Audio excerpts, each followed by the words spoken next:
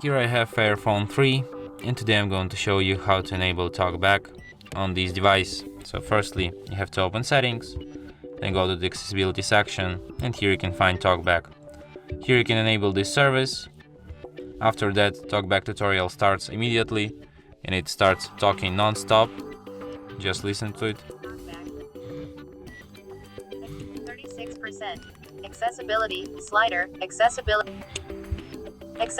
volume. Okay, so basically, when you're in, when Talkback is enabled, if you want to activate anything, you firstly have to select it and then double tap it to activate it, like this. Close to close.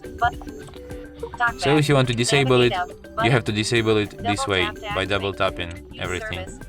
Use service. Stop, please. And that's it. Thanks for watching. If you find this tutorial useful, don't forget to hit that like button and subscribe to our channel.